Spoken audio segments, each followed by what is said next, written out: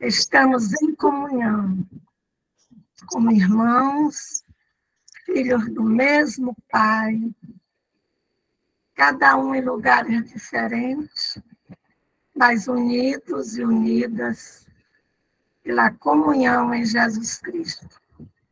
Que o Espírito Santo, nesse momento, nos coloquemos diante do Espírito Santo e que ele nos conceda sabedoria e discernimento para vivenciarmos o nosso viver cristão, olhando o mundo com os olhos de Deus.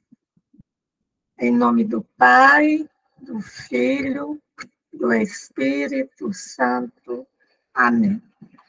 Vinde, Espírito Santo, vem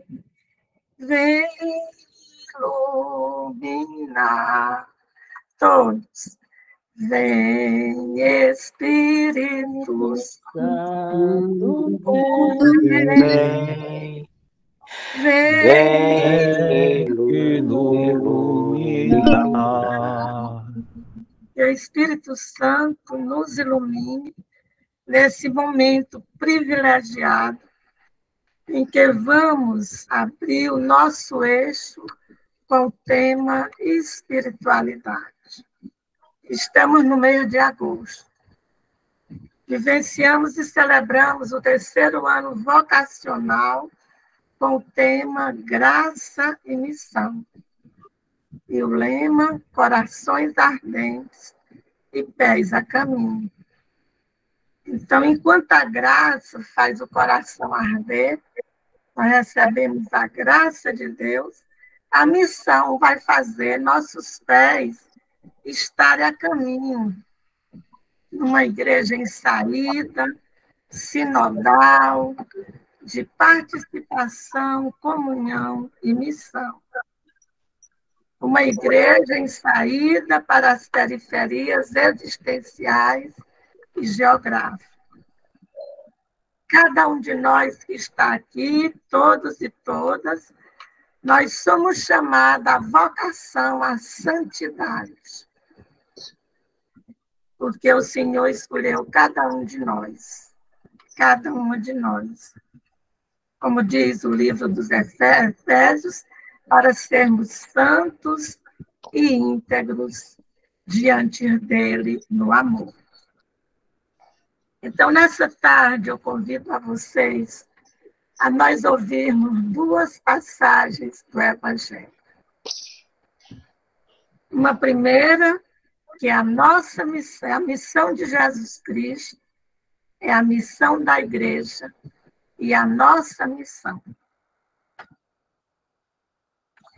E nos diz: o Espírito do Senhor está sobre mim, porque ele me ungiu para evangelizar os pobres, enviou-me para proclamar a remissão aos presos e aos cegos a recuperação da vista, para restituir a liberdade aos oprimidos e para proclamar o ano da graça do Senhor. Você acredita nisso? Você acredita que é um enviado a evangelizar? Você acredita nessa passagem bíblica? Porque muitos que estavam ali presentes não acreditaram. E o próprio Cristo, ele nos diz, ele reza ao Pai com a sua intimidade com os homens e mulheres do seu tempo, com os excluídos, contemplando a natureza, contemplando a todos, ele reza. Eu te louvo, ó Pai, Senhor do céu e da terra, porque ocultaste essas coisas aos sábios e doutores e as revelaste aos pequeninos. Sim, Pai, porque assim foi do teu agrado. Tudo me foi entregue por meu Pai, e ninguém conhece o Filho senão o Pai. E ninguém conhece o Pai senão o Filho e aquele a quem o Filho quiser revelar. Eu te louvo, ó Pai, porque revelaste essas coisas aos pequeninos. Nessa tarde, em que nós ouvimos, nós estamos aqui reunidos, e quando nós estamos reunidos, Cristo está no nosso meio, que nós ouvimos da passagem de Lucas, da missão de Jesus Cristo, da missão da igreja, e da nossa missão como cristãos leigos e leigas, sal da terra e luz do mundo. E nós ouvimos essa oração de louvor de Jesus Cristo. Nesse momento, eu convoco a todos, muito rapidamente, e nós interiorizando essa palavra, para que nós possamos, nos alimentando da palavra de Deus, olhar o mundo, viver a espiritualidade do Senhor. Vamos nos expressar e nos dizer uns aos outros em comunhão. O que nos inspira nesta tarde a louvarmos o Senhor? Pode ser como uma palavra, pode ser um fato, um estado da sua vida. O que nos inspira nessa tarde a louvarmos o Senhor? Tendo em vista essas duas passagens bíblicas e também olhando para a nossa vida, para o nosso cotidiano.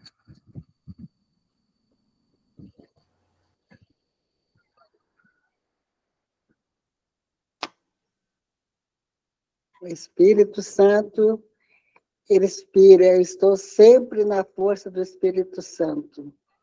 Desde que nasci, minha vida foi lutar, mas nunca desistir. E hoje eu estou vivo, sou eu, meu marido já faleceu um filho. Eu sempre superei tudo com dignidade, com força e sem desanimar. E cuidei do marido até a hora da morte, não desisti da minha cruz. E agora estou livre. Não sei se a idade vai permitir para muita coisa, mas estou livre para que o Espírito Santo me capacite para que eu possa fazer mais alguma coisa para Deus. E para os irmãos também, né? Tá bom? A esperança. Eu quero louvar a Deus, eu quero louvar a Deus pelo dom da vida e quero agradecer pelo chamado, pelo convite. Eu costumo dizer que Deus não me chamou, Ele me arrastou. Então, eu estou aqui para isso.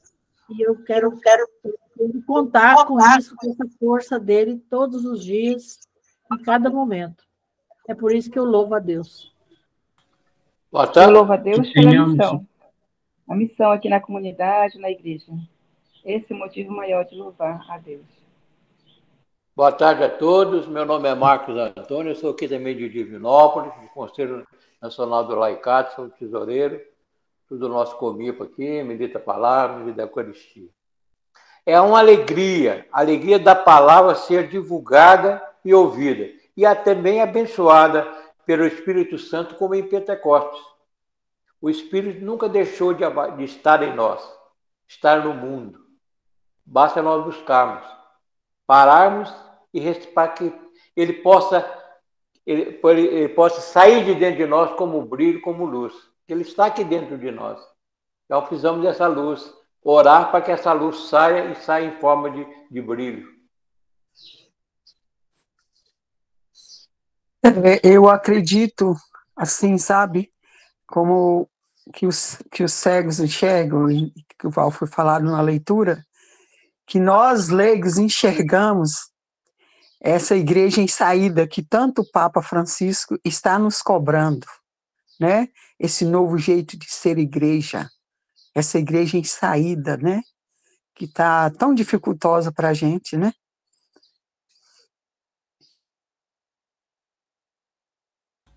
Boa tarde a todos que eu não cumprimentei ainda. Eu sou Manuel Humberto, aqui da Diocese de Campo Limpo, São Paulo, e peço que tenhamos sempre Jesus Cristo como Mestre e Salvador, principalmente que nos dê a luz nesses momentos de formação.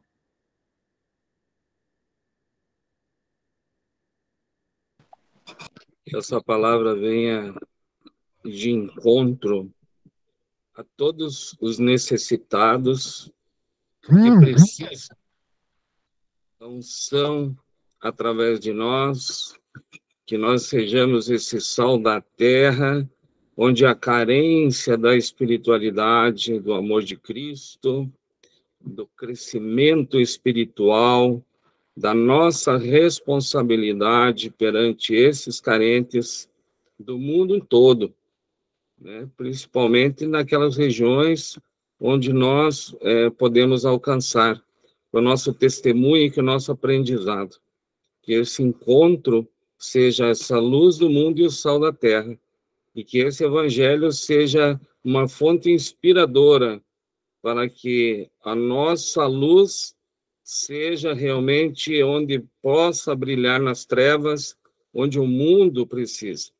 E a sinodalidade nos prepara para isso e nos quer isso. E o mundo carente de nós. Nós já vivemos, já aprendemos, já crescemos e fomos escolhidos e estamos sendo capacitados para que vá de encontro a esse mundo tão carente de tantas coisas, né? E é isso. Louvo e agradeço a Deus pela graça de ter recebido essa herança, né, da palavra através dos pais, de tantas pessoas que vão passando para nós, né? E hoje a gente poder testemunhar essa palavra encarnada na vida de tantas pessoas, pessoas que deram a vida, né, nossos mártires, tantos que encarnaram, que viveram concretamente nessa palavra.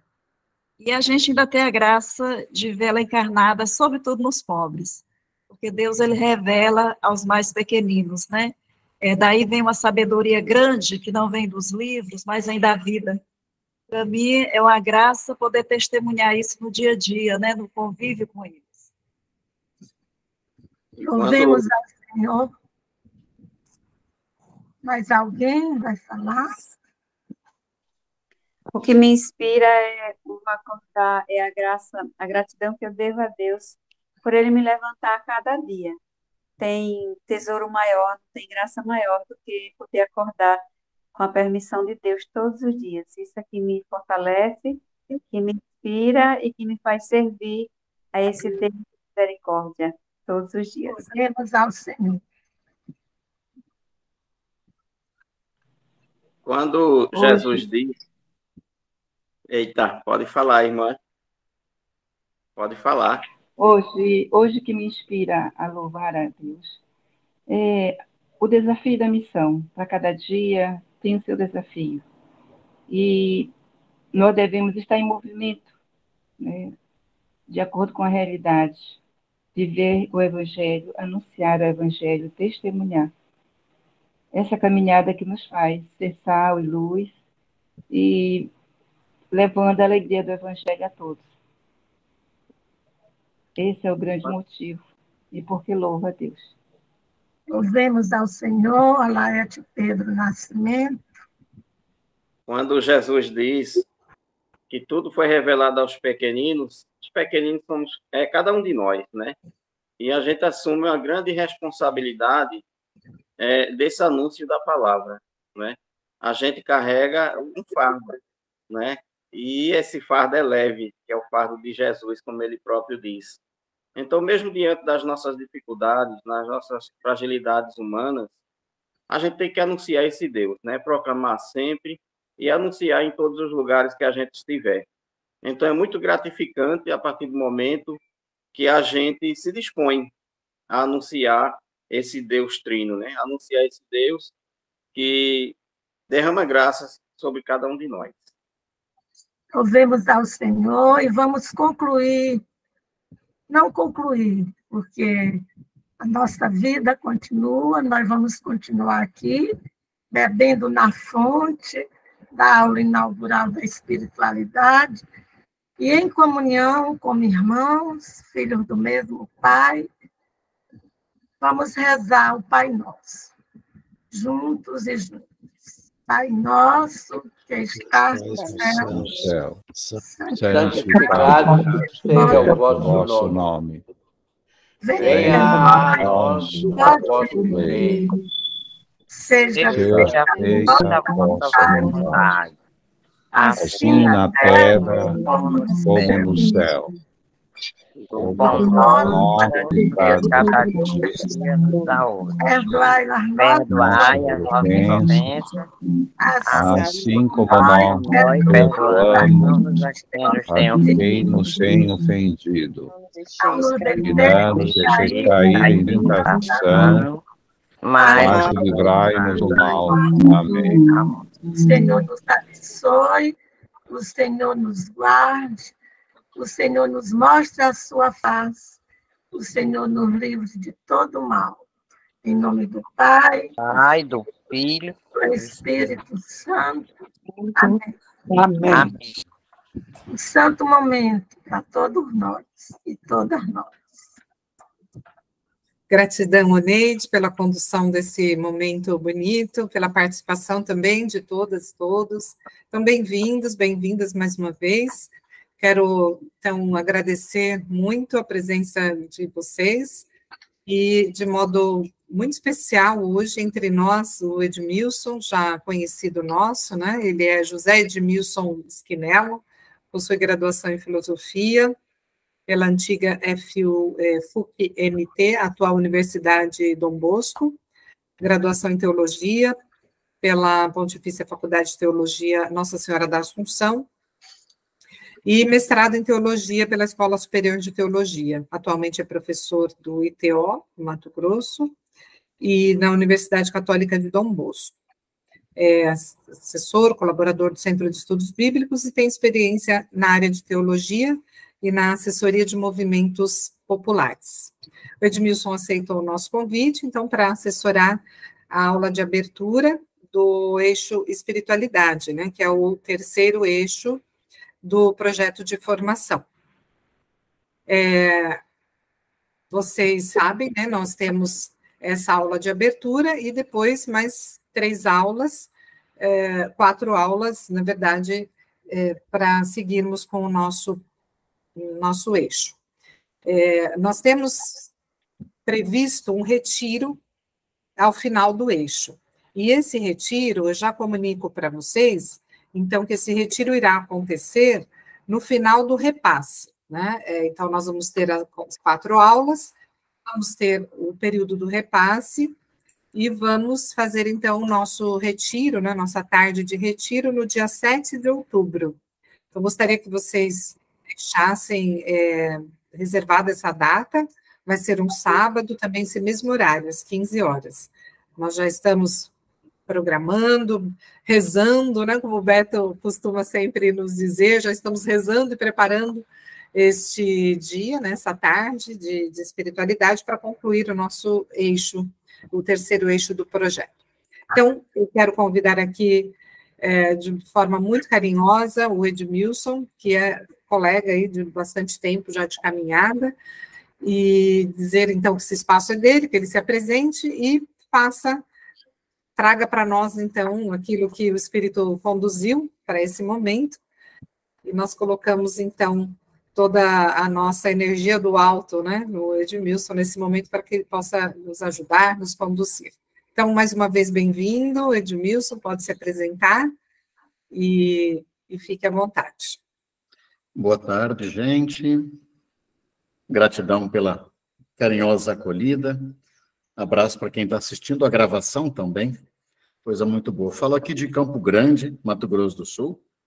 Não sei onde a Célia foi buscar essas informações aí, mas acho que a principal, Célia, para além disso, é o chão no qual a gente pisa. Eu sempre gosto de dizer que a minha espiritualidade está alicerçada na Bíblia. mas num jeito de ler a Bíblia que eu aprendi debaixo da lona do MST. Nos meus anos de caminhada aqui em Mato Grosso do Sul, eu aprendi mesmo a ler a Bíblia com as mulheres, especialmente com vocês, mulheres, e as mulheres da caminhada, da luta. A conversa, então, vai um pouco por aí. Se tiver uma ou outra informação teórica, por favor, aproveitem o que for possível. O tema que me foi passado foi espiritualidade laical. Essa expressão mesmo, está no programa de vocês, né? Eu fiquei pensando, botando na cabeça assim, mas como é que é esse negócio de espiritualidade laical? Não tem resposta, não. Se vocês tiverem, depois a gente vai se formando. É uma espiritualidade diferente da espiritualidade sacerdotal, mas pelo batismo nós todas somos pessoas sacerdotisas, né? Somos sacerdotisas pelo batismo. Então, a nossa espiritualidade também é sacerdotal, né? É uma conversa boa. É claro que a gente tem uma escolha político-religiosa na utilização deste termo, e eu, também como pessoa leiga, casada da Igreja Católica Apostólica Romana, quero o tempo inteiro politizar essa expressão. O que significa uma espiritualidade laical, né? Eu vou tentar projetar alguma coisa aí. Se aparecer, vocês, por favor, me avisem, só para saber se está chegando.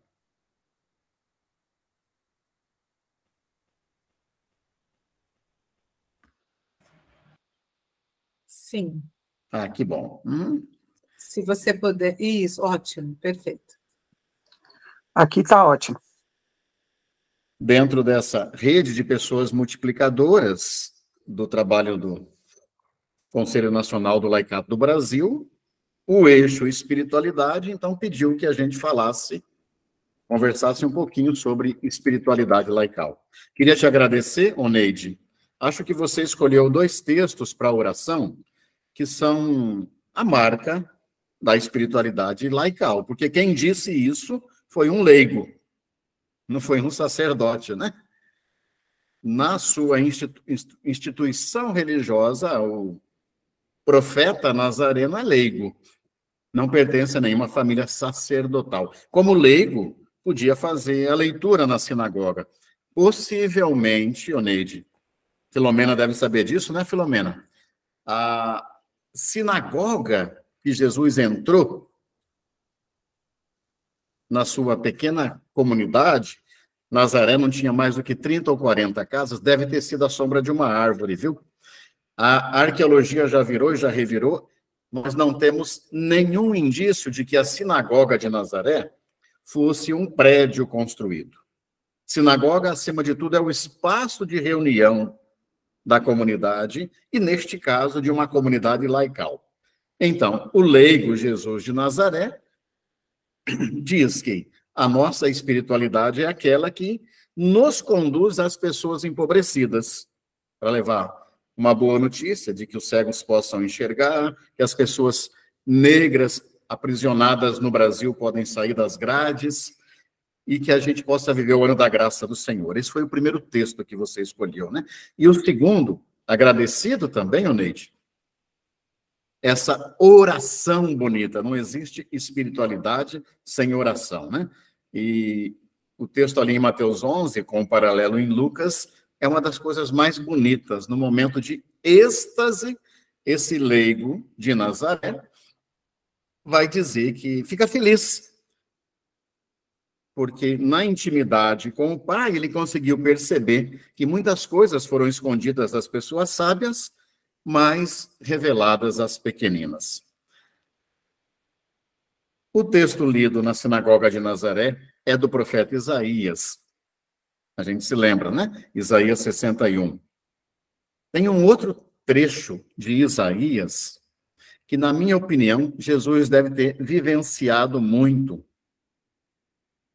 Um dos poemas do servo sofredor está lá no capítulo 50, versículo 4.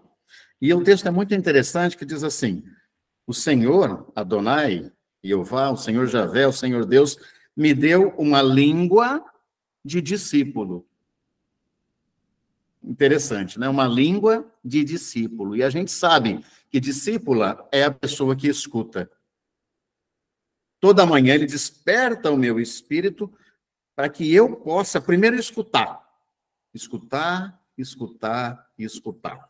O silêncio é aquilo que vai marcar a espiritualidade do Nazareno. Não que Jesus não gostasse de festa, né? Jesus é festeiro, mas se coloca em momentos de silêncio. Em continuidade, Oneide, a oração que você conduziu com a gente, queria convidar você a escutar, você e a cada uma que está presente, escutar. Esse poema que aí está é muito bonito na voz da Maria Bethânia, mas eu vou colocá-lo na voz da Flávia Venceslau, paraibana, que foi quem o compôs. Vamos escutar?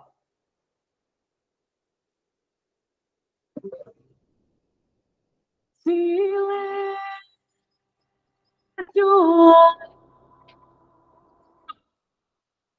Hoje eu preciso tanto ouvir o céu. Já não é mais urgente assim falar. Meu coração precisa repousar.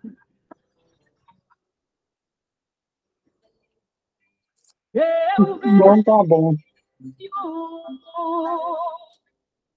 Lá nos sertões onde a saudade se perdeu. Aquela estrada empoeirada que doeu. Feito uma flor que resistiu assim.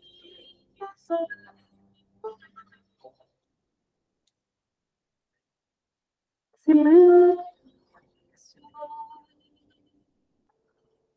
Eu quero ouvir o que me diz a minha cidade.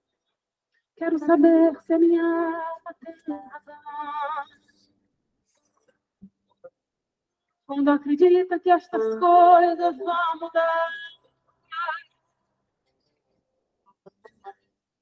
Silêncio. Eu me lembrar de tudo. Eu me lembrar de tudo. Já sonhei e encontrar todas as folhas que por esta estrada que me traz até a mim.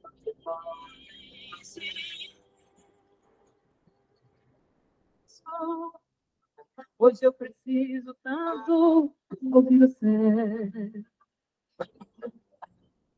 Já não é mais urgente assim falar. Meu coração precisa repousar.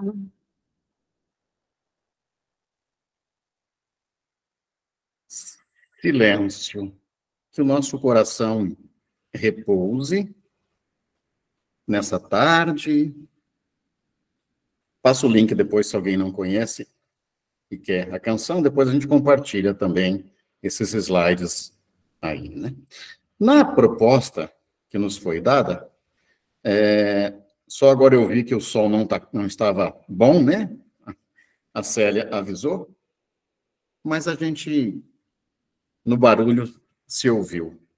Na proposta que nos foi passada, foram sugeridos 3 tópicos, que a gente comentasse um pouquinho sobre a oração do povo de Deus. Um segundo ponto, o povo de Deus se constrói em sua relação com o sagrado, e que a gente desse uma passada, comentada nos livros sapienciais, na literatura sapiencial, e sua atualidade para nós nos dias de hoje. Eu vou continuar por esse segundo ponto. O povo de Deus se constrói em sua relação com o sagrado. Olha, ligando com o tema espiritualidade laical, tendo em vista o que a gente já comentou, né, nós seguimos a fé de um leigo da periferia da Galileia, um judeu palestino do primeiro século, que é camponês, que morreu assassinado pelas tropas do Império Romano. Ao mesmo tempo, foi fiel a uma espiritualidade tão forte. Baseado nisso, a gente meio que se pergunta, peraí, que negócio é esse? Por que a gente tem que reafirmar a espiritualidade laical? Possivelmente porque existe uma espiritualidade não laical. Infelizmente, sim, né? Ou felizmente, né? Vou colocar 3 ou 4 elementos a título de introdução das minhas reflexões, se não servir, ou se vocês discordarem, pode até ser que tenhamos mais alguém aí da área da antropologia, né, que venha a discordar. Fiquem muito à vontade. Eu só queria dizer assim, as coisas não precisam ser excludentes, né? Elas não se excluem necessariamente, mas as comunidades humanas tendem a sempre delegar a algumas pessoas a sua mediação com o sagrado. É nessa mediação, então, que essa espiritualidade se constrói. É normal que um grupo indígena tenha o seu...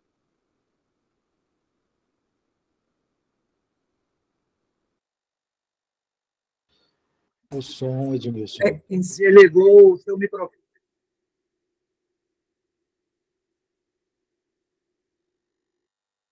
Se o microfone está desligado.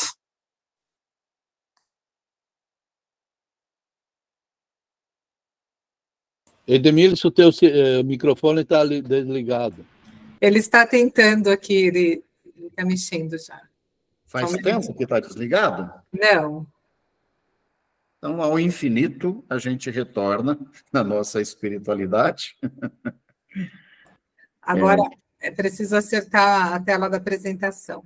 Sim, agora eu fiz só de brincadeira para ver vocês e para a gente mergulhar no infinito da própria tela e da própria vida.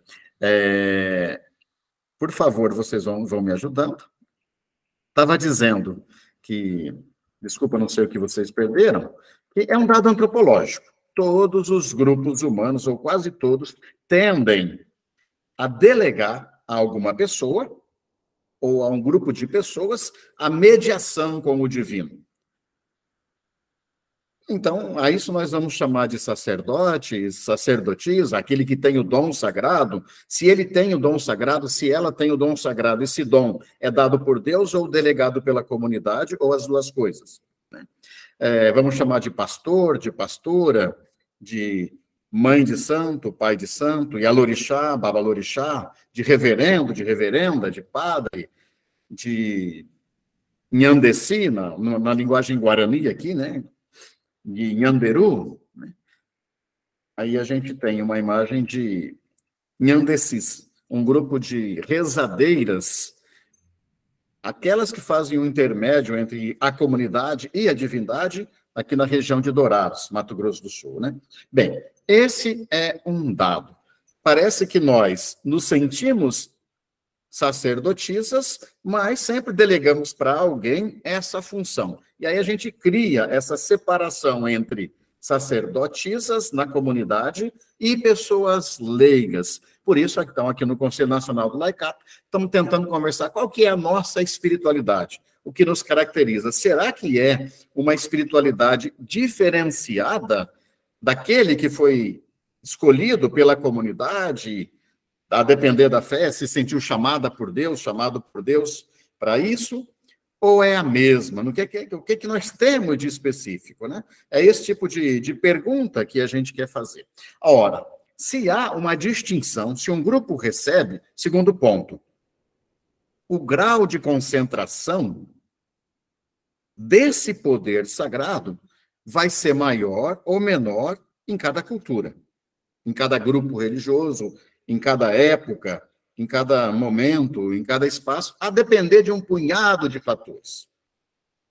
Numa cultura indígena, numa cultura rural, é diferente o poder que uma pessoa tem. Numa cultura urbana, a pessoa pode ter mais ou menos poder, né? Isso também vai depender de como o poder econômico das famílias, dos sacerdotes, das castas, dos grupos sacerdotais, né, tem, ou do atrelamento que esses grupos têm com as elites políticas e econômicas, né? Normalmente, nas sociedades antigas, e infelizmente isso voltou muito agora, o atrelamento econômico dá muito mais poder àquele que é chamado de sacerdote. E aí, quando isso acontece, a espiritualidade laical vai viver um conflito maior, e vai precisar ser até mais profética. Nas nossas instituições cristãs, isso acontece muito, sejam as católicas, sejam as protestantes e evangélicas. O slide aparece para vocês aí ou não? Sim. Beleza, né? Outra coisa que interfere muito nesse jeito dos sagrados se dividir entre aquele grupo sacerdotal e o grupo laico são as relações de gênero. Quanto mais o patriarcado se impõe, menos espaço no exercício da decisão religiosa vocês, mulheres, têm. A Igreja Romana é um estereótipo nisso. Eu sou católico apostólico romano, mas nós temos que assumir, né? Nossa igreja é patriarcal, machista e violenta. Isso não tem como negar, né? A violência de gênero, ela se perpetua, inclusive, na própria linguagem simbólica. Se a gente está num espaço de uma religião de matriz africana, não estamos dizendo que o patriarcado não tenha seu peso. Mas as mulheres têm muito mais poder e exercem muito mais o controle do sagrado. Aí uma imagem de um grupo de candomblé, por exemplo, né? Um terceiro elemento, a tensão, e aqui eu não estou usando a palavra tensão simplesmente no sentido negativo, entre a espiritualidade laica e o controle sacerdotal mais estrito, depende também de um punhado de fatores. Por exemplo, se a gente vai para as sociedades europeias, ou algumas das sociedades europeias, o racionalismo, a secularização, o laicismo ou laicismo, por exemplo, tendem a reduzir a submissão das pessoas aos seus gurus religiosos. Demos o nome que a gente queira dar, né? Não estou em nenhum lugar falando de forma negativa aqui, né? Uma sociedade indígena aqui em Mato Grosso do Sul, via de regra, tem um respeito muito maior ao líder religioso do que uma sociedade protestante da Igreja Reformada na Alemanha. Por quê? O nível de racionalismo, de intelectualidade, de questionamento que as pessoas têm diante do seu pastor ou do seu padre é maior. O nível de consciência política de uma comunidade também vai interferir nessa nossa espiritualidade laical. E aqui está uma das riquezas, na minha forma de ver, do Conselho Nacional do Laicato do Brasil. A gente sempre quer ligar a nossa corresponsabilidade política com a nossa fé. E, nesse sentido, tendemos a sermos mais questionadoras, pessoas questionadoras, diante de uma instituição religiosa. Isso vai marcando uma espiritualidade laical muito própria, né? A espiritualidade que o grupo consegue desenvolver e vivenciar vai definindo a sua postura, né? Evidentemente, é disso que vão decorrer diferentes formas daquilo que a gente chama de espiritualidade laical, né? A espiritualidade de uma comunidade relativamente leiga, relativamente, porque aí o controle da instituição pode ser maior, né? Por exemplo, na renovação carismática, nos acampamentos, nas espiritualidades mais importadas da Europa, é uma espiritualidade mais dependente do clero. A espiritualidade desse grupo aí no interior do Piauí, que vocês estão vendo lá em Pedro II, né? É uma espiritualidade que depende menos. E aí isso vai ser motivo de choque, né? Aí, duas perguntas que eu considero muito importantes. Primeiro, para que a gente pense na nossa espiritualidade laical, que tipo de relação a gente estabelece com o sagrado? O que é que eu, enquanto pessoa, mas enquanto comunidade, reforço? O momento do culto, no caso de nós, pessoas católicas, da missa, da oração, né? Ou uma espiritualidade mais ampla, ecológica, ecoteológica e assim por diante, né? Então, o que é que eu considero, como é que eu estabeleço a minha relação com o sagrado, vai também determinando a minha forma de espiritualidade. É sagrada a relação que eu tenho com o companheiro e a companheira na cama, durante o meu ato sexual mesmo? Isso é espiritualidade ou não? Né? Se eu não discuto estas coisas, eu vou restringindo muito a minha forma de pensar a espiritualidade laical. É sagrada a forma com que eu me comporto no trânsito, Emerson, né? O jeito que eu estou dirigindo. Se eu estou dirigindo e, ao mesmo tempo, eu vejo quem está do lado de fora como um inimigo em potencial, isso é uma espiritualidade? É uma espiritualidade. A espiritualidade do ódio, a pessoa sai da igreja, pega a sua caminhonetona e vai buzinando e xingando os outros no trânsito. Quer dizer, que relação que eu estou estabelecendo com o sagrado, em todo sentido, né? É sagrada a relação que eu estabeleço quando estou na fila do banco, furando a fila, forçando? Isso é espiritualidade ou não? Com certeza, sim, né? Então, o que eu delimito como sendo a minha espiritualidade, a disputa do poder no espaço público é sagrada? Com certeza. A exousia é um dom sagrado, né? A segunda pergunta é como é que eu expresso pessoal e coletivamente a minha espiritualidade. Acho que para nós, pessoas leigas de tradição católico-romana, é sempre um dilema. Eu, na maioria das vezes, quando chego numa celebração da Eucaristia, tenho dificuldade. Não vou dizer na maioria das vezes, mas em muitas das vezes eu tenho dificuldade de rezar. Não vou esconder isso. Como professor, sou professor de teologia aqui, quando estou debaixo da lona do MST, do seu jeito, até, né, com os grupos mais diferenciados, eu tenho muito mais facilidade de rezar. Chego no espaço formalizado do culto, eu confesso que eu tenho dificuldade, porque não consigo expressar, ou a forma com que a minha tradição religiosa expressa, ela me assusta. Tem uma foto aí como exemplo, né?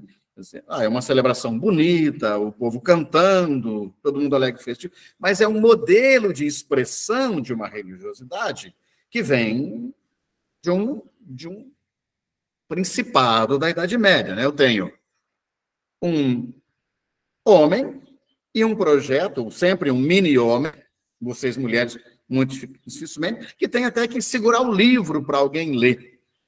E a gente acha que liturgicamente isso é bonito, né? Isso é uma liturgia de poder, onde o príncipe vai ser servido pelos seus séculos. Aí o serviço de diaconia desaparece, né? Para a dulia, para quase que a escravização. Você tem que ter súditos, porque eu sou sagrado, não posso pegar um livro e o microfone na mão, né? Quer dizer, o jeito com que a gente expressa o culto mostra a nossa forma de viver a espiritualidade. E aqui, para citar Pierre Bourdieu, aqui a gente reproduz, né, o nosso capital simbólico nesse sentido.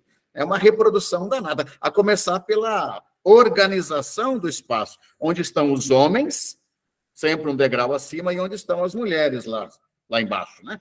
Quer dizer, a espiritualidade laical, na sua radicalidade, na minha forma de ver, tem que se sentir incomodada com o estilo de igreja, com o estilo de liturgia, com o estilo de celebração. Não estou nem falando da padraiada agora mais, né, do clericalismo denunciado pelo próprio Papa Francisco, mas falando do modelo litúrgico celebrativo mesmo. É um modelo de reprodução, por mais popular que seja a liturgia, né, o encontro. As sociedades precisam disso, mas o encontro com o divino pode reproduzir mais ou menos isso, né? Se estou numa comunidade popular, mesmo numa igreja pentecostal, às vezes as mulheres têm mais acesso ao poder do que no nosso modelo. que a gente acha é alienante, mas o nosso jeito nem sempre é libertador, né? Se a gente consegue buscar um espaço mais igualitário, templos ou espaços celebrativos mais circulares, isso tem um jeito de dizer de nossa espiritualidade laical. E penso que nós temos bons exercícios nisso, há uma pressão na contramão, e às vezes a gente cede demais na negociação, ou de menos, né? Mas precisamos ter isso presente. Bem, esse momento introdutório tem a ver com aquele segundo ponto que foi sugerido, né? Como é que o povo de Deus constrói a sua relação com o sagrado? Como o nosso momento é rápido, é para ficar mais perguntas do que respostas, né? Na nossa forma, enquanto de construção da relação com o sagrado. A gente vai falando e orando juntas e juntos, como é que o povo de Deus ora, né? Mas foi pedido um recorte pela equipe de preparação da própria oficina de espiritualidade, da formação, que era olhar ou dar algum piteco sobre os chamados livros sapienciais, a literatura sapiencial. Eu recebi também uma orientação de que eu falaria por 40, 45 minutos e abriria a palavra. Mas, se você me permite, Célia e a equipe, podemos fazer de forma diferente, né? Já falei 15 ou 20 e a palavra está em aberto para eu passar para o segundo ponto.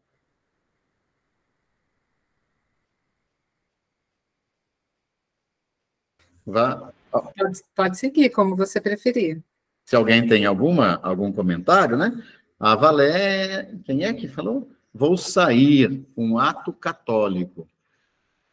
Estou lendo algumas coisas que vocês escreveram aí, né? Se me permite, acho que é bom que a gente já vai interagindo.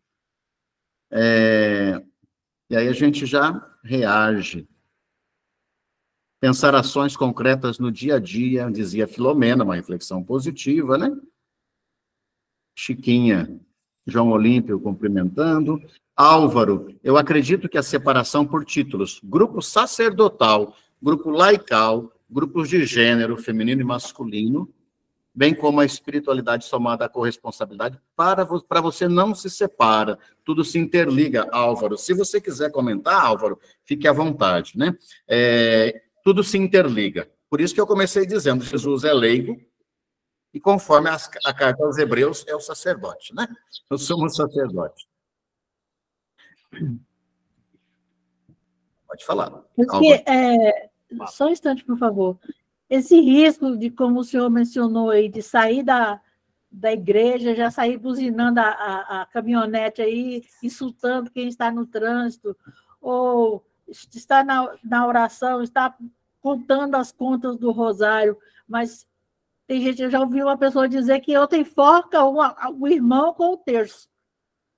Então, o vigiar e orar que Jesus manda deve estar presente em todos esses momentos, para você não cair nessa tentação aí, né?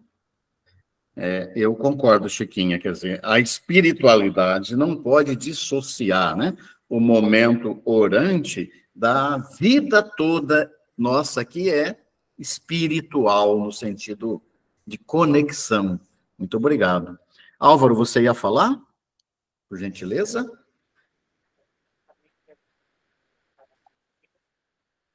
Eu não sei se eu chamando ou não, mas é Heraldo, não sei se é Heraldo ou Álvaro mesmo. Heraldo, pode falar. É que o Álvaro também tinha pedido a palavra, mas se quiser, já engata. Pode pois deixar. Eu retomo. Enfim, quando a gente conhece um pouquinho da parte ecumênica, né, de todas as denominações, conhece assim um pouquinho, que conhecer profundamente, nós teríamos que viver elas, né, cada uma no seu quadrado. E a gente percebe muitas vezes que algumas denominações, tanto afro-católica como descendentes, como pentecostais, como metodistas, como, enfim, esse grande acolhimento de Deus, né, no nosso meio, nos faz, assim, muitas vezes, o católico, principalmente, ou próprios evangélicos, em modo geral, eles têm um senso crítico um do outro, né, sem conhecer a profundidade, muitas vezes, da espiritualidade de cada irmão, né? E muitas vezes nós, católicos, até dentro da nossa espiritualidade, nós temos aquela coisa de introduzir algo novo dentro da liturgia e praticamente vai entrando dentro da espiritualidade de uma forma diferente. Eu tive algumas experiências assim, bastante profunda com algumas denominações e me fizeram a ser um cristão um pouco melhor. Mas ser um pouco melhor é você rezar um pouquinho mais todos os dias, coisa que muitos fazem, mas muitos se fazem dentro das mesmices que eu digo introdutórias. Porque nós católicos, nós temos muito costumes, né? A nossa igreja é cheia de costumes, que nós vamos impondo lá dentro da liturgia, que nós vamos impondo dentro da nossa vida, e a nossa fé, ela é uma fé, assim, muito no sagrado, né? E isso nos faz a ser uma pessoa um pouquinho melhor, muitas vezes. Mas o nosso dia a dia e as coisas com que a gente convive, muitas vezes nos oprimem e nos fazem, muitas vezes, ser essa pessoa, mesmo ruim no trânsito, mesmo falar um pouquinho mais alto, não sermos tão tolerantes. Mas isso é falta do nosso próprio convivência, né, no mundo em que vivemos. Quer dizer, às vezes nós nos interiorizamos e achamos que nós somos o centro de tudo. E Muito obrigado. Passamos a ter aquele egocentrismo no nosso meio. E deixamos muito e a espiritualidade nos envolver um pouco mais. Concordo, muito agradecido, Geraldo, pela contribuição, né?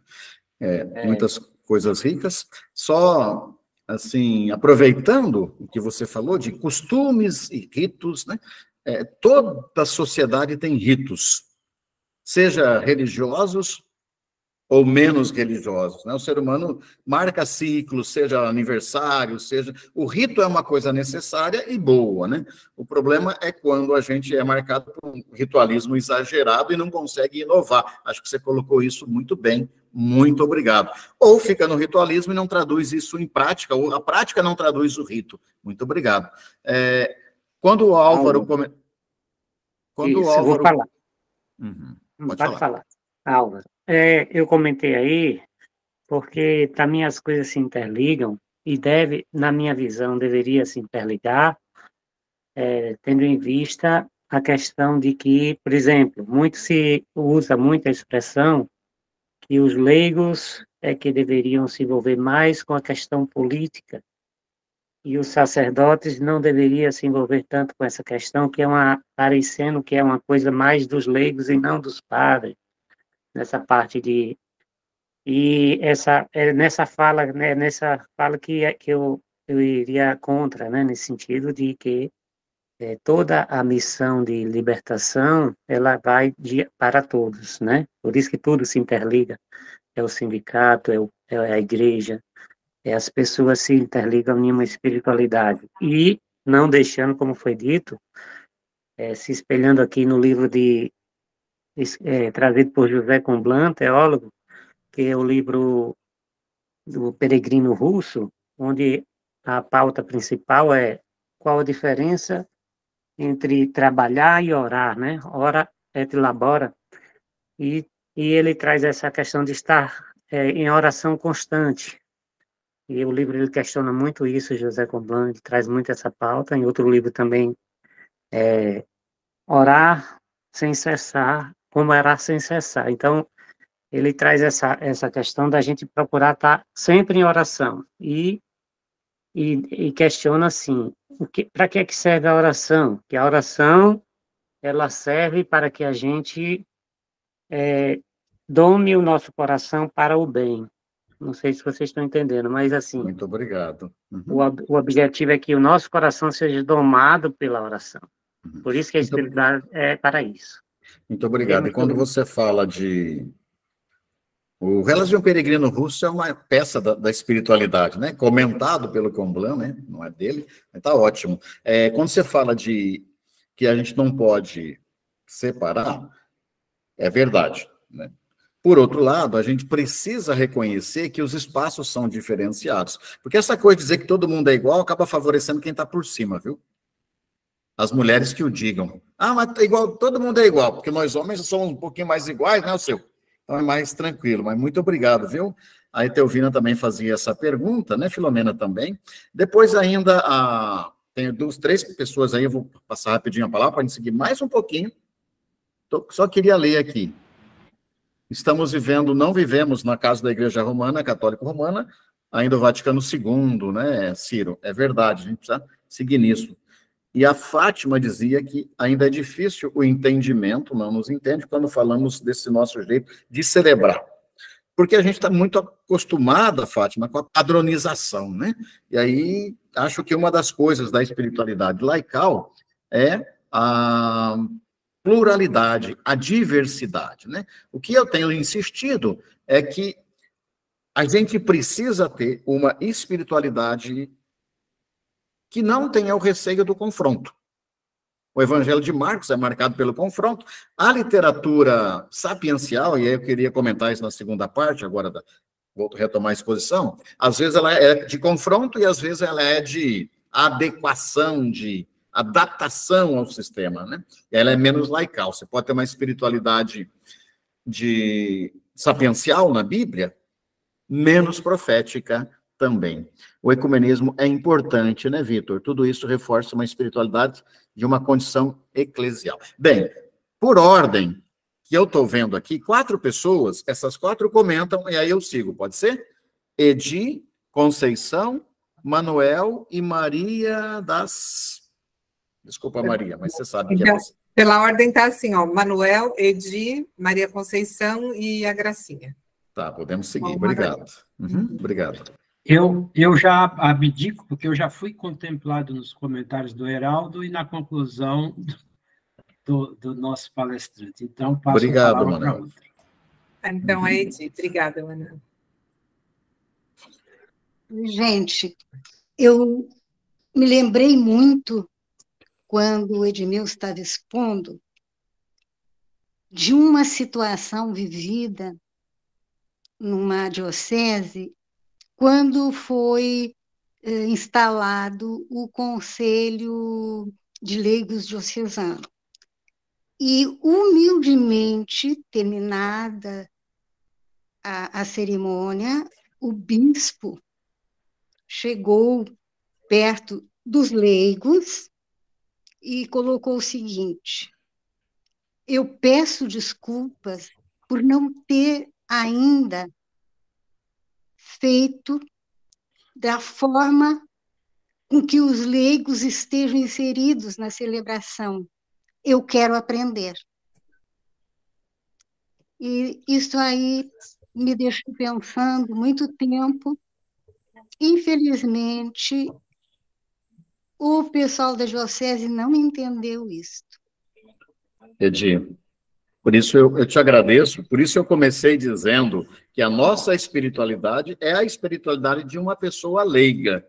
Jesus de Nazaré era leigo. Que o bispo possa também reconhecer isso e a gente sempre ter presente, sem nenhuma arrogância, com a nossa humildade também, reconhecendo o nosso espaço. Obrigado, viu, Edi? Quem mais, né?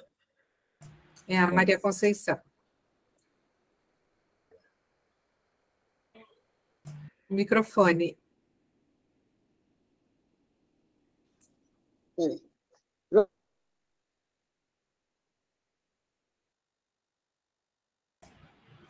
Fechou de novo. Está. Eu apanho demais. Pronto. Sim, a espiritualidade, para mim, com a espiritualidade de vocês, é como Jesus Nazareno. Ele se arquirava para falar com o Pai. E se nós retirássemos, prestássemos atenção no que estamos rezando, o Espírito Santo já nos indica o que fazer. Especialmente o Pai Nosso, reza ele compassado. Reza a ladainha compassado, que vocês vão ver que tesouro que a gente tira nessa espiritualidade. Com muita calma, nada de correr para rezar para lá e para cá. E todas as religiões, eu penso muito tranquilo de fazer essa parte. E talvez quem vai à missa sai da missa sem saber o que foi, não entende o que é isso. Falei muito. Muito obrigado, Maria. Muito obrigado, Maria. Muito obrigado, viu?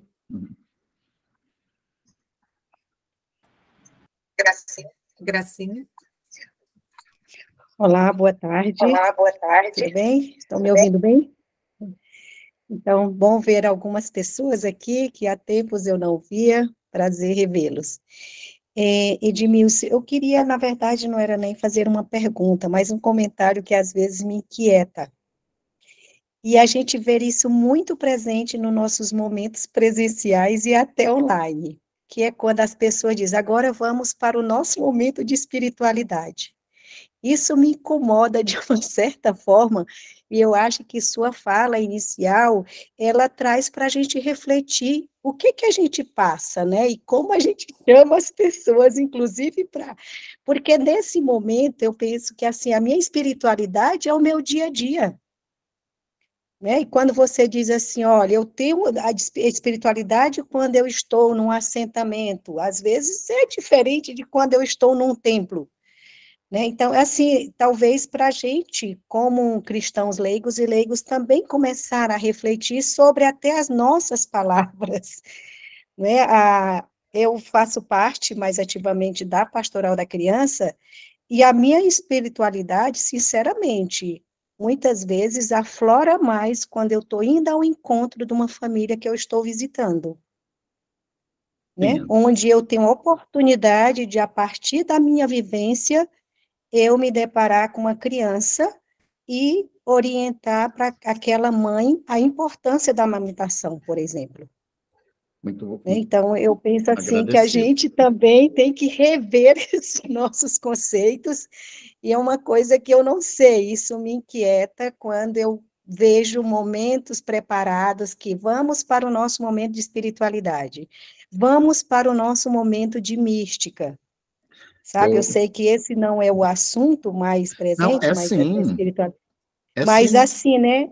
Também é, não é? Então, eu acho que quanto a gente não tiver essa segurança, né? E essa vivência de juntar fé, dizendo que fé é vida, e não fé é vida, né? Mas a gente colocar esse acentozinho no E, de forma que a nossa vida, ela seja uma constante espiritualidade, mesmo que não seja mais aflorada todo o tempo, mas em algum momento ela tem que estar mais presente. Gracinha. Mas esse comentário, não sei se ajuda para você fazer com que eu saia dessa inquietação quando eu ouço, né, esses momentos. Ajuda sim, ajuda sim. Tá bom, obrigada. Antes de eu seguir, Gracinha, que é exatamente isso que a gente quer reforçar, né? A gente não precisa não precisa ter medo de dizer, agora nós vamos rezar, agora nós vamos orar. Nosso momento orante dentro de uma vida de espiritualidade. Agora, o jeito com que você se alimenta, com mais ou menos comidas naturais, tem a ver com a sua condição econômica, mas também tem a ver com a sua escolha de espiritualidade.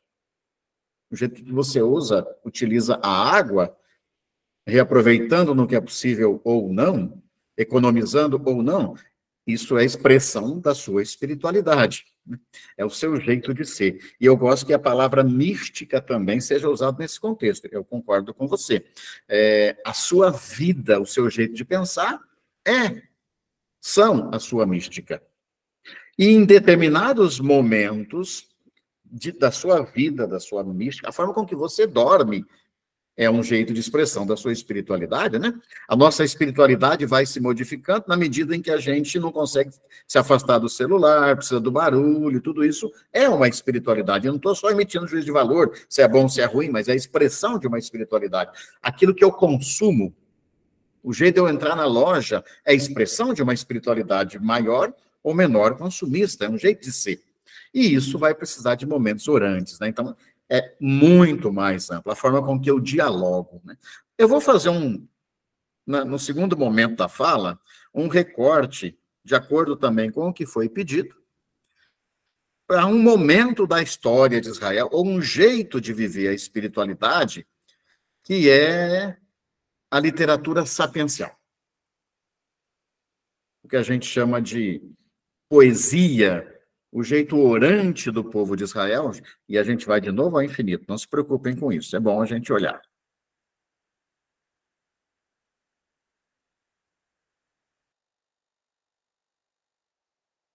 Presente na literatura sapiencial de Israel, desculpa se para algumas pessoas chover no molhado, talvez para algumas pessoas seja bom colocar.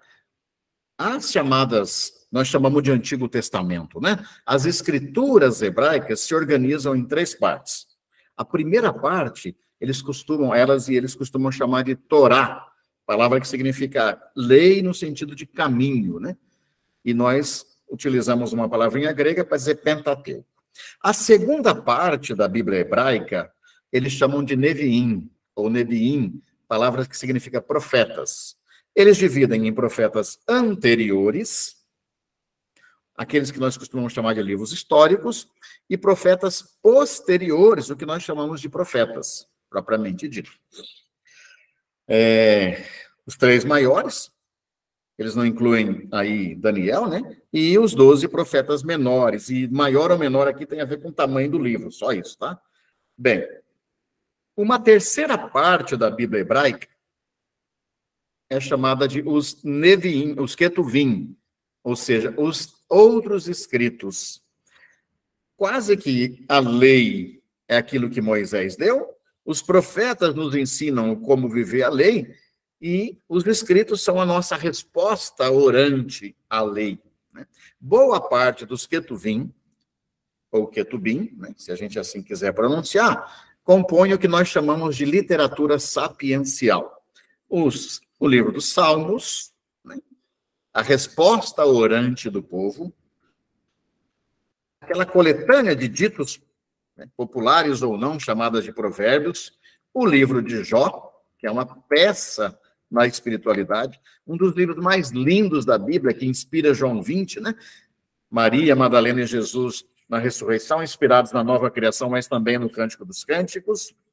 O livro da Kohelet, né? A Kohelet, a pessoa que convoca a assembleia, a eclesia, por isso o nome Eclesiastes, e 2 livros que não estão na Bíblia hebraica, que entraram na Bíblia grega, acabaram então ficando na Bíblia católica, mas não estão na Bíblia original hebraica. O livro do Sirácida, Ben Sirac, e um outro livrinho que foi escrito quase na época de Jesus, quase já, quando Jesus estava nascendo, entre 30 ou 50 a.C., chamado Livro da Sabedoria.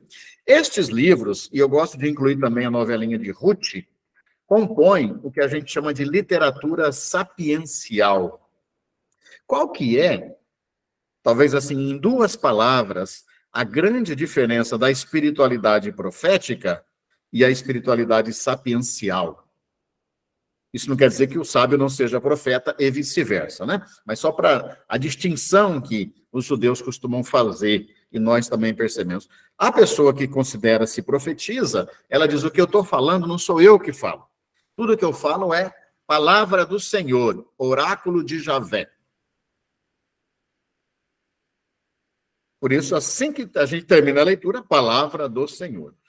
O sábio, ele não é que ele não acredita em Deus, ele acredita, né? Mas ele recorre menos a Deus. Ele vai dizer sempre assim, olha, olhei, observei, nada de novo debaixo do sol. Eclesiastes, por exemplo, né? Ou o próprio sábio Jesus de Nazaré, olhai os lírios do campo. eles não semeiam, nem tecem, mas nem Salomão, que era todo metido à besta, se veste como um deles. O sábio, ele parte da observação da vida. E aí ele emite a sua poesia, o seu ponto de vista e até mesmo a sua resposta orante. É isso que diferencia o profeta, que anuncia e denuncia como palavra de Javé, e o sábio, que fala a partir da observação da natureza.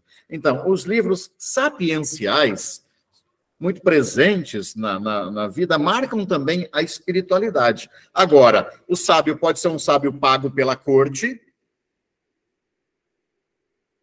e pode ser uma pessoa simples da comunidade, uma rezadeira, uma profetisa popular, alguém, um ancião da comunidade. Né? Logo, o fato de ser sabedoria não quer dizer que seja mais ou menos opressora. A gente pega, por exemplo, né, não sei se Edilson e Eliane se lembram daquele. Água mole em pedra dura, tanto bate até que fura. Sabedoria popular, sabedoria de incentivo à vida, né? Mas você pode encontrar um outro salmo, Lisiane, um outro dito popular, que já não é tão incentivador assim. Ah, eu vou desistir de você, viu, Ciro? Pau que nasce torto, sempre morre torto, né? Está colocada na boca do povo também uma frase que a elite manda a gente repetir, que bandido bom é bandido morto. Olha o massacre na região de Santos agora, né? Quer dizer, e o povo repete, essa sabedoria, ela também é contraditória. E na Bíblia é a mesma coisa, a gente vai encontrar salmos que estão puxando o saco do rei, salmos de libertação do povo, provérbios discriminando vocês mulheres, provérbios louvando a vida com coisa bonita, né? O que caracteriza a literatura sapiencial é uma mudança de temas. Bem rapidinho aí, não vou perder muito tempo nisso, porque não temos tanto tempo, né? O resto do que a gente chama de Antigo Testamento vai falar mais de aliança, eleição, Messias esperado, povo escolhido. A sabedoria mais ampla, ela pensa o ser humano no seu todo. Vocês devem se lembrar do grande Ariano Suassuna. Não sei, só sei que foi assim. Encontrou-se com a única coisa irremediável, né, nessa vida. Todo mundo deve ter assistido mais de uma vez o Alto da Compadecida. Quer dizer, a sabedoria é a observação do cotidiano. Acontece que na história de Israel,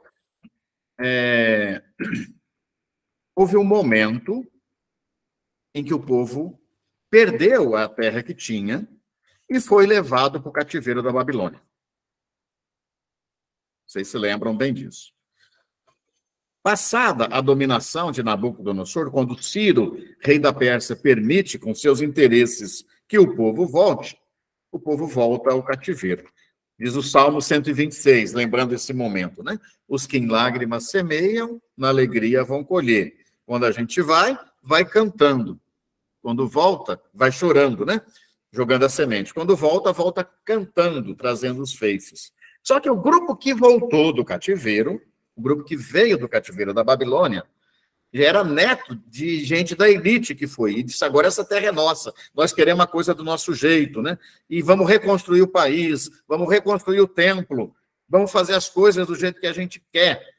O que é que significa, para a literatura sapiencial, a volta do cativeiro? O confronto com uma visão muito centrada no templo reconstruído, centrada na lei, e na expulsão de quem fosse estrangeira. Esdras e Neemias, por exemplo, falam que precisamos expulsar os estrangeiros, as estrangeiras. E coisas que lá no cativeiro eram elementos de unificação, sábado, circuncisão, genealogia, né? Agora acaba sendo objeto de exclusão. Se você não guarda o sábado, se você não é circuncidada, se você não está na minha igreja, se você não sei o que lá, se você não pertence a uma família X, você não faz parte do povo. Aqui é que eu acho interessante que a literatura sapiencial resista de um jeito muito legal. Não vou entrar aqui, só quero dar uma pincelada, quando a gente vai pensar na nossa espiritualidade laical, especialmente no que tem a ver com a literatura de resistência, tem coisas muito boas para a gente recuperar. Na terceira parte do livro de Isaías, que é desse período, que é poesia profética, mas já tem muito de sabedoria popular, no rico livro de Jó, no Cântico dos Cânticos, na novelinha de Jonas, que também pode ser considerado uma peça de teatro, né? Em Ruth, no livro do Eclesiastes, que é ainda escrito um pouco mais tarde, também é muito interessante nesse sentido, né? Eu vou mostrar uma imagem aqui para adiantar um terceiro ponto, aí eu deixo a palavra com vocês em horário, né? Jesus é sábio. É um profeta, mas que também é sábio. Eu não sei se alguém se lembra dessa imagem aí. É uma imagem ainda dos anos 90, quando um diretor de uma empresa de energia elétrica lá do Norte, Eletronorte, não queria atender os direitos das lideranças indígenas. Uma mulher, uma líder indígena, fez esse gesto que assusta. Mas por mais assustador, e aqui de forma nenhuma estou incentivando violência, né? Só queria ver como um sábio apresenta um modelo de oração. Eu queria convidar vocês a pegar a Bíblia, quem tem a Bíblia fácil aí, e abrir comigo no livro de Lucas, capítulo 18. Ali nós temos dois textos muito interessantes. Os dois muito conhecidos, né? Quem acha aí Lucas 18, por gentileza? A partir do versículo 9, temos a história do fariseu e do publicano. O fariseu representando hoje, trazendo para nossa espiritualidade de hoje, né? Esse nosso jeito, muitas vezes convencido de que temos a melhor maneira de fazer mística, né? De rezar, né? E etc, etc. E o publicano, aquele que seria o rejeitado, com o seu jeito de orar. Essa é a segunda parábola que Jesus conta. Mas não sei se alguém de vocês achou a Bíblia e pode ler para nós Lucas 18, de 1 a 5, para a gente ir concluindo este momento. Lucas 18, de 1 a 5. Posso ler. Por gentileza. De 1 a 5? Exatamente. Jesus contou aos discípulos uma parábola para mostrar a necessidade de rezar sempre e nunca desanimar. Numa cidade, havia um juiz que não temia Deus e não respeitava ninguém. Na mesma cidade, havia uma viúva que ia ter com ele e pedia: faça justiça para mim contra o meu adversário. Durante algum tempo, o juiz não quis atendê-la, mas depois pensou consigo mesmo: eu não temo a Deus e não respeito ninguém. Mas já que essa viúva está me importunando, vou fazer-lhe justiça, para que ela não venha, por fim, me agredir. Palavra da salvação. Desculpa, eu acabei não vendo o seu nome. Maria Medeiros. Maria Medeiros, obrigado pela leitura que você fez. Eu sei que se mais alguém tem a tradução, nem todas as traduções, tem o texto aberto, nem todas as traduções traduzem da forma com que você leu o versículo 5. Bom, todavia, já que essa viúva está aí, como vou fazer justiça, para que, por fim, ela não venha me agredir. Muitas traduções, para ela não venha me molestar, me incomodar, para que ela pare de me incomodar, né? A gente, no fundo, tem a visão de uma viúva que está cansando o juiz, né? Porém, a tradução que você leu está muito fiel ao texto no original. A palavra que está no grego é: vou fazer justiça para que ela não venha me esbofetear. Bater, dar o tapa, a bofetada, né? No fundo, a historinha que Jesus conta é de um juiz que acaba atendendo a viúva porque tem medo de que em público ela venha e dar um tabefe no viúva. Por isso eu escolhi essa foto, né? Agora, o mais interessante é que essa viúva é apresentada por Jesus como o modelo de oração. E por aqui eu vou fechando a minha conversa, né? Jesus é sábio. E uma das coisas que caracteriza a sabedoria é contar historinhas. Jesus está contando uma historinha, uma parábola, né? No seu jeito de fazer literatura sapiencial. O profeta Jesus também é um sábio, repetindo. E ele diz, olha, o modelo de oração para vocês é exatamente esse, a mulher que reza o terço, a mulher que vai na missa. Não estamos negando a necessidade disso, né? Mas o modelo de oração é a mulher que exige os seus direitos. Para mim, isso condensa a espiritualidade laical, e por aqui eu vou parando por causa do horário, né? Que vocês me deram. Palavra sim, Chiquinha. Mas aí, a partir de agora, a Sônia que diz, tá?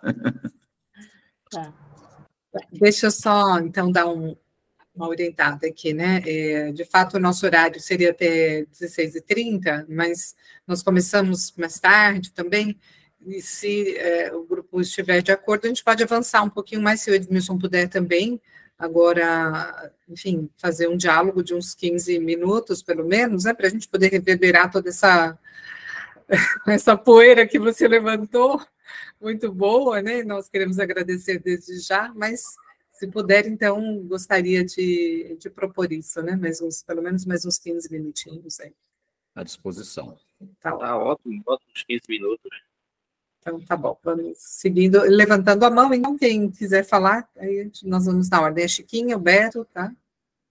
Tá, eu estava lembrando dessa parábola aí da viúva, é que também tem outra semelhante, que é quem que já está deitado, o amigo bate, me atenda aí, me dá um pão, que chegou um amigo meu e não tenho nada. Mesmo que você não queira atender, mas de tanto ele ficar insistindo lá na porta, você levanta e vai lá atender, né? Então, acho que é bem parecido com essa aí da viúva, né? Eu acho parecida em partes, viu, Chiquinho? Em partes. Tem o elemento da insistência, da perseverança, mas na parábola da viúva, tem o elemento da mulher que exige o direito, apresentada como modelo de oração. É uma espiritualidade laical, muito, muito aberta, de uma historinha contada por um leigo, Jesus de Nazaré. Elas se parecem, mas a exigência do direito, aqui ela não pede favor, ela exige. O problema é que a leitura que a gente faz da parábola, muitas vezes é que ela está pedindo favor, juiz, pelo amor de Deus, pelo amor de Deus. Não, ela não está pedindo, ela está exigindo, e o juiz atende com medo de ser esbofeteado, conforme o texto grego. É isso mesmo, né? Então tem essa riqueza. Claro que ninguém está incentivando a violência. Não é isso que Jesus está fazendo, né? Contando uma historinha para dizer que espiritualidade e oração também são exigências de direito. Obrigado. Beto, por favor. Palestra aí foi. Muito obrigada. Então, eu queria dizer, primeiro, eu estou sem câmera, gente, continuo sem câmera, mas me lembro aqui de um versículo de Mateus 5:20, que diz assim, né? Se a vossa justiça não for maior que a justiça dos mestres da lei e dos fariseus, vós não entrareis no reino dos céus. Ou seja, os livros sapienciais têm muito a ver com a superação da justiça, a lei, né? O amor é maior do que a justiça. É muito maior, tá? E a gente não tem que parar nessa dimensão da lei. A lei, às vezes, impera a sociedade e empaca. Nós temos que ser contemplativos na ação, ou seja, olhar as coisas com o coração. Eu acho que aí é a profunda oração. É contemplar as coisas e discernir na nossa vida o que temos que levar adiante, tá? O que nós temos que levar adiante. E isso não pode parar na lei. Não pode parar na lei. verdadeira justiça supera isso. Eu concordo. E destaco do que você disse, né? O Evangelho de Mateus é o único evangelho, né, que fala essa frase. Ele é escrito por judeus na intenção de converter outras pessoas judias para seguir um judeu palestino que é o Nazareno. E aí ele vai insistir, não, eu não vim acabar com a lei, eu quero dar pleno cumprimento. Mas você traz um elemento, e repete, e eu acho importante, que hoje se acentua muito mais. A gente não observava Jesus tanto como um sábio, e mais como um profeta, né? Hoje, você pega desde Crossan e tantos outros autores na pesquisa moderna, vão redescobrindo este sábio que está por trás, né? A literatura sapiencial, na própria carta de Tiago, mas também naquilo que ficou dos evangelhos, da fonte Q, né, para quem conhece um pouco, o sábio Jesus, mostrando que a sabedoria é a justiça que é maior do que o cumprimento da lei. Obrigado. Eu só quero deixar um grande abraço, Edmilson. Obrigado por estar com a gente. Eu que agradeço. Na fila Maria Conceição, depois o Alaete.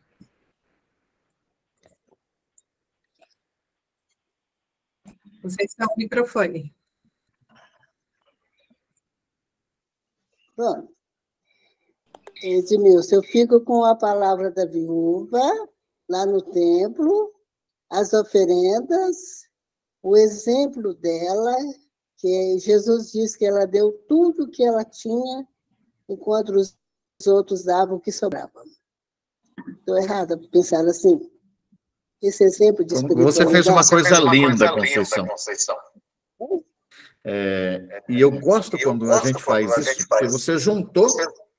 Acho que você vai precisar fechar o seu microfone. Isso, obrigado. Você juntou... Opa! 2 episódios, né? O episódio de Lucas 18 e o episódio de Lucas 19. Em Lucas 18, Jesus conta a historinha da viúva. E no 19, ele vai ao templo e vê uma outra viúva aí, né? Não a da historinha, uma outra fazendo a doação de vida. Olha que coisa bonita que você fez, Conceição. Juntou, né? Acho que vocês, mulheres, nos ensinam a ver que essa integralidade de uma espiritualidade. Aqui, a viúva exigindo direito, modelo de oração. Aqui, a viúva que não é apegada nem ao pouco que ela tem e se doando. Muito obrigado, obrigado. Às vezes a gente não dá conta, né, de administrar isso tudo. Obrigado. Mais alguém? A Laete e depois a Eva. Isso. Uma espiritualidade muito forte, né, essa leitura. E essa viúva, ela nos representa, né, como leigos na oração, os nossos pedidos, na nossa perseverança do dia a dia, buscar sempre através da oração, né, o alimento da nossa fé, e é dessa forma que a gente alcança a graça de Deus na nossa vida. Muito interessante. Essa viúva representa a oração e representa nós, leigos. Muito interessante. Muito obrigado. E eu queria fazer uma breve explicação do porquê que eu pensei no texto da viúva. Exatamente por causa do tema que é a literatura sapiencial. Eu coloquei ali os livros sapienciais dos judeus. Esses livros devem ter inspirado Jesus. E se tem um viúvo que inspirou essa viúvo na sua teologia, é um rapaz chamado Jó. A gente, quando pensa em Jó, e aqui vai ficando os desafios para a gente pensar a literatura depois para aprofundar, a partir do que a gente chama de pensar a espiritualidade, a partir da literatura sapiencial. Jó é apresentado como modelo da paciência. A cultura popular diz isso.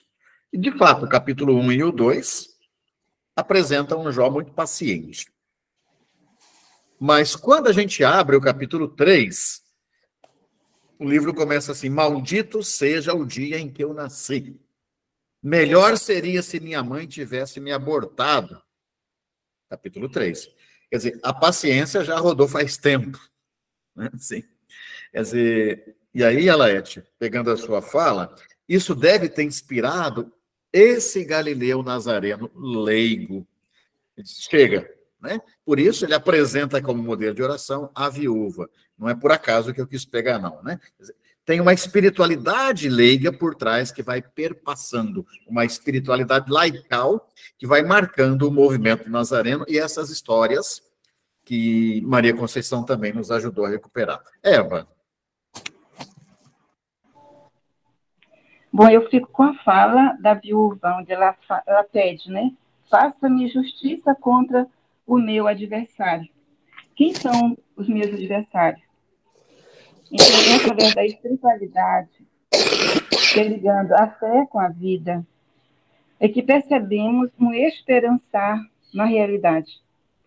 Se a gente for olhar para nossas comunidades, lá, o chão onde eu estou, quando alguém falava a espiritualidade do dia a dia. Então, quem são os meus adversários nessa realidade? E qual o juiz que eu estou pedindo para que faça justiça?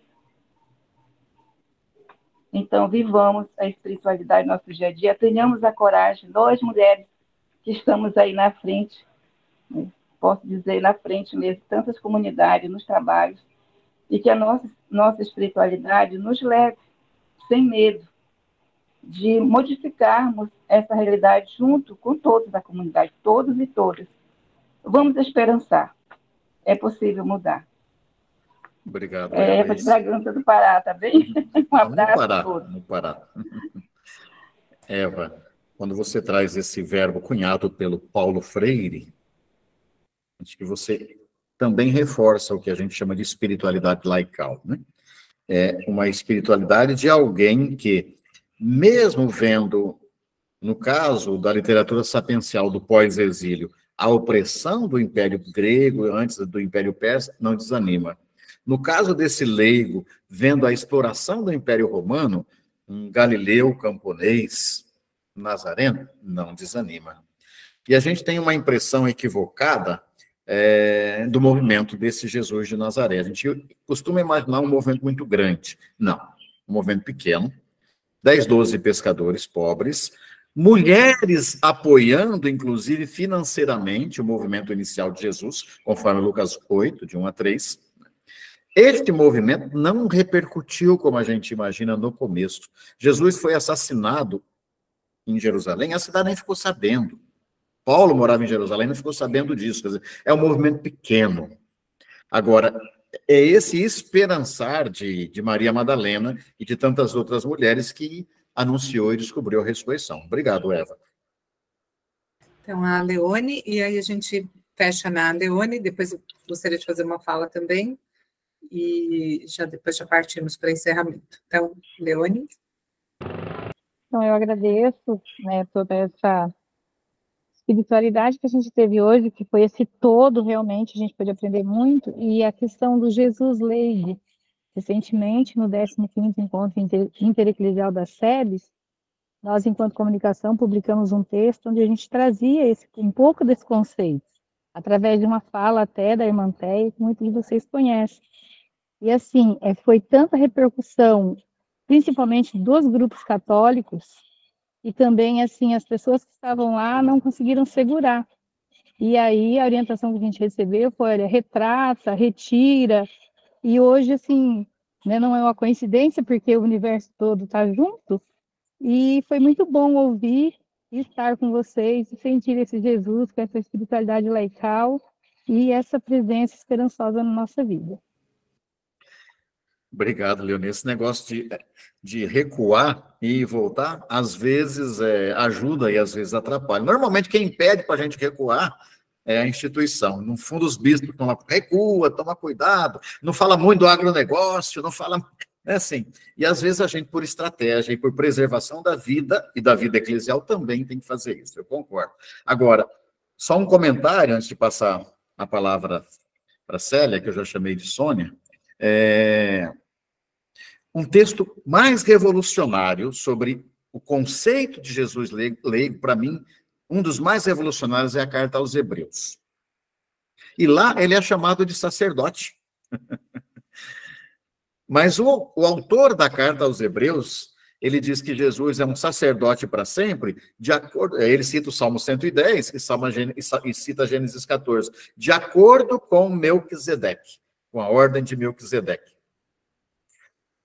E às vezes a gente pega esse texto para cultuar o sacerdócio que nega a laicidade, quando o autor faz exatamente o contrário.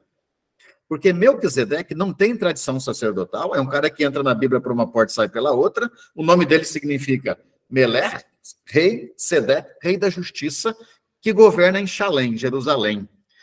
Shalom. Então, quando o rei da justiça governa, a paz acontece. Esse é o personagem Melquisedeque. Mas ele é um personagem que não tem tradição nem linhagem sacerdotal.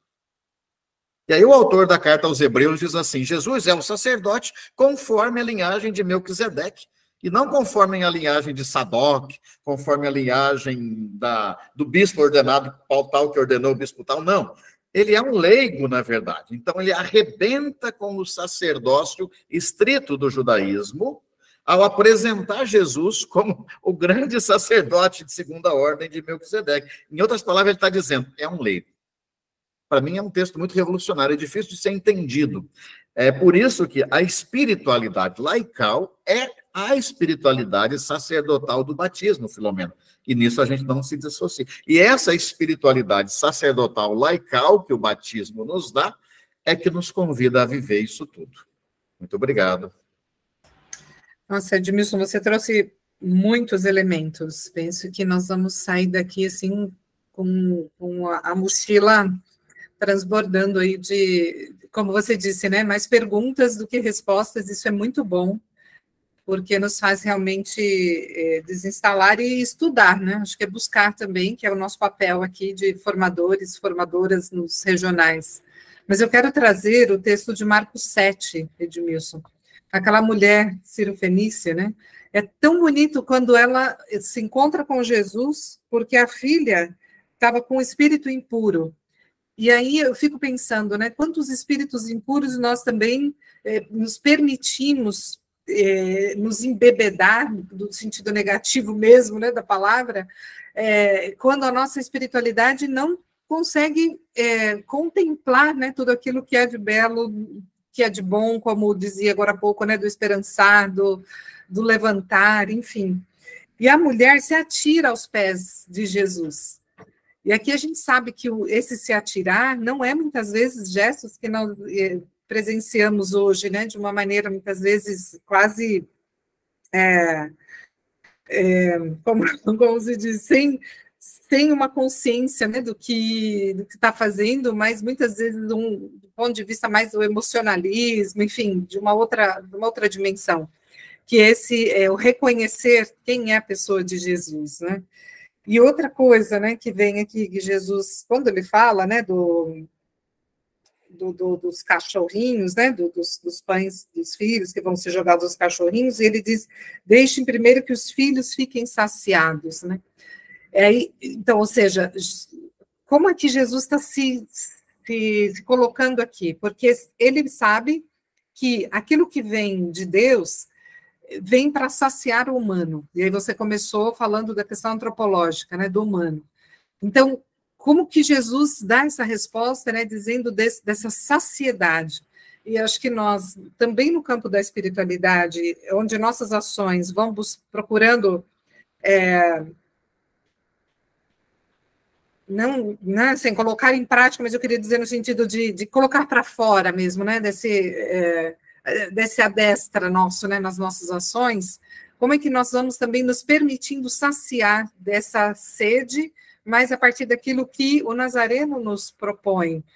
E a mulher, que era uma mulher, enfim, em todo o contexto lá, né, das guerras, das brigas, desses dois povos, ela vai buscar em Jesus e depois chama ele de Senhor. Então, eu penso que a nossa espiritualidade vai nos conduzindo, como você disse, no conflito, né? E esse texto de Marcos, ele é um texto clássico para mim, assim, nesse sentido. E aí aqui deixo a nossa gratidão imensa, né, em nome do Conselho Nacional do Laicato do Brasil, pela Comissão Nacional de Formação. Nós temos, então, esse propósito, né, com esse projeto, que é realmente de alimentar a nossa mística, alimentar a nossa espiritualidade, enfim, de nos permitir, sim, a cada momento do dia poder vivenciar tudo isso que o Senhor nos dá, né? Mas nos dá também por meio dessa organização do laicato, dessa nossa presença, dessa nossa pertença, e hoje você veio, então, contribuir de uma forma brilhante aqui, e certamente vamos sair muito satisfeitos, né? Mas aguçados, com certeza. Então, suas palavras finais, por favor, suas considerações finais. Só de gratidão, que a gente não tenha receio de procurar esse Jesus que não é sacerdote no seu povo, no sentido estrito do termo, é um leigo. Acabou sendo morto pelas elites sacerdotais que o entregaram para a tropa romana. Por isso, a espiritualidade laical é a espiritualidade de Jesus, a espiritualidade do conflito e talvez um pedido, né? Sim, Jesus que bebe em Isaías assume também o sofrimento do sábio Jó. Mas a resistência e a indignação de Jó. Eu ia falar um pouquinho mais de Jó, o tempo não deu. Eu mando nos slides 3 ou 4 coisinhas para vocês compartilharem aí, tá? Com todo mundo.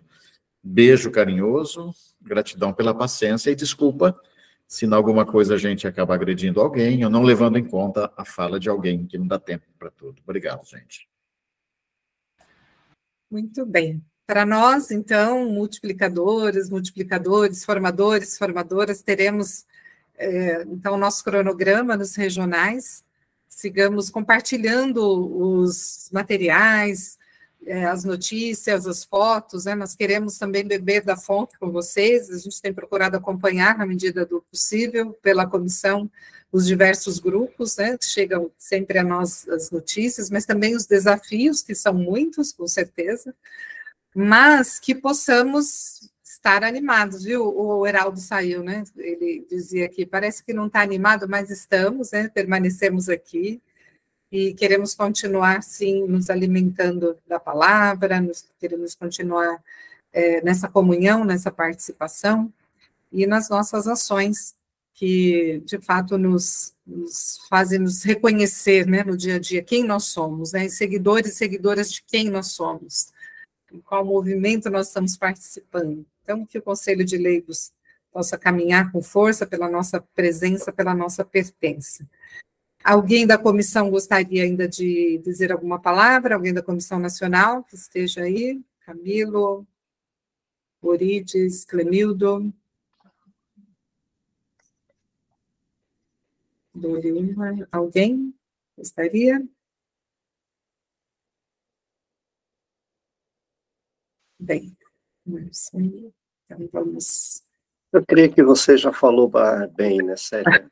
Então, só agradecer ao Edmilson, né, por esse momento, esse companheiro, irmão, né, e trazendo todas essas riquezas que a Bíblia também nos traz, né, e que a gente possa, né, cada uma, né, na sua diocese, na sua comunidade, levar esse jeito, né, essa espiritualidade, fazer com que o nosso povo viva a sua espiritualidade laical. Parabéns, Edmilson, e parabéns a todos e a todas, né, que participaram deste momento. Muito bom, gratidão, paz e bem, gratidão, Orides, também.